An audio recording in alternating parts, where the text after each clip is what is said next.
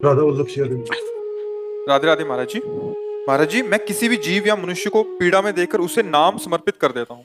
क्या ये अपराध तो नहीं है? बहुत सुंदर बात करते हो आप। ऐसा ही हमें करना चाहिए, क्योंकि सबसे बड़ी भेंट भगवान का नाम है। अगर हम उससे नाम सुना देते हैं या नाम जप करके उसको दे देते हैं तो उसका निश्चित मंगल हो जाएगा। नाम अविनाशी है, नाम सच्चिदानंद है। इससे बड़ा कोई दान नहीं है। महादानी वो है जो नाम का दान करता है। आप नाम जप करके किसी भी पीड़ा युक्त जीव को जो देने की वृत्ति, ये बहुत बड़ा दान है और इसका भी फल है।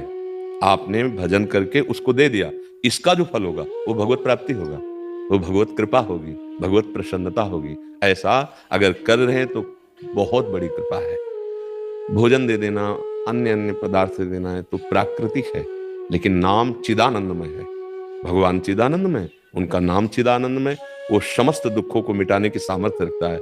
अगर वो जीव भ्रमित होकर के प्रभु से विमुख है और हमारे हृदय में भाव आया इसका भी कल्याण होना चाहिए, तो अपना भजन जब दे देते हैं तो वो उसके कल्याण का हेतु बनना प्रारंभ हो जाता है। ये सब संत भगवान जो भजन करने वाले हैं, ये जगत मंगल के लिए कहे गए। इनका दर्शन, इनका संभाषण, इनकी सेवा, इन्होंने जो भजन किया है, साधन किया है, वो हमें प्राप्त होता है।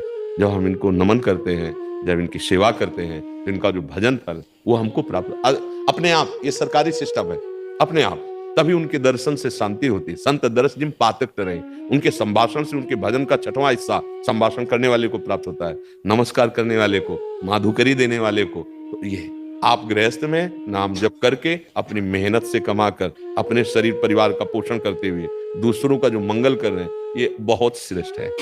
सब आश्रमों का पोषण गृहस्थ आश्रम से होता है।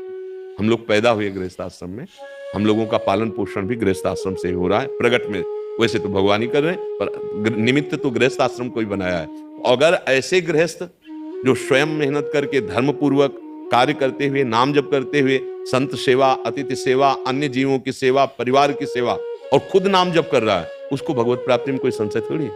हाँ, वो गृहस्थ में रहता हुआ महात्मा है, वो गृहस्थ में रहता हुआ भगवत प्राप्त निश्चित हो जाए। जो एक योगी की गति होती है, ऐसे गृहस्थ योगी की भी वही गति प्राप्त होती है। मार्ग चलने के अलग अलग दो हैं, लक्ष्य अगर बन जाए भगवत प्राप्ति तो ऐसे ही चला जाता है। सेवा पद्धति सबसे बड़ी सेवा नाम सेवा। जैसे कोई जीव पधार रहा है और आप उसके समीप गए, राधा राधा राधा राधा सुना, अब उसका निश्चित कल्याण हो जाएगा।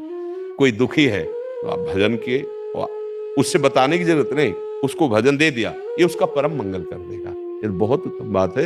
ये ऐसे तो भगवत कृपा पात्र जन ही कर पाते हैं। नहीं, अपनी स्वार्थ बुद्धि दूसरों को दुखी देखकर उपेक्षा करके जाती है, उनके दुख निवारण की कहां सोचती है। और सच्ची उपासना यही, सुख देवे को चावचित सब सोहित निष्काम, या सुधर्म हरिवंश को नाम गिरा विश्राम। हम दूसरों को सुख देने की भावना करें और भगवत चिंतन, नाम वाणी का चिंतन करें। यही, अपने कोई कामना न रखें सेवा के बाद, तो निश्चित यही उसे भगवत प्राप्ति करा देता है, यही उसका सर्व मंगल कर देता है। ये बड़े भाग्य से वृत्ति आती है।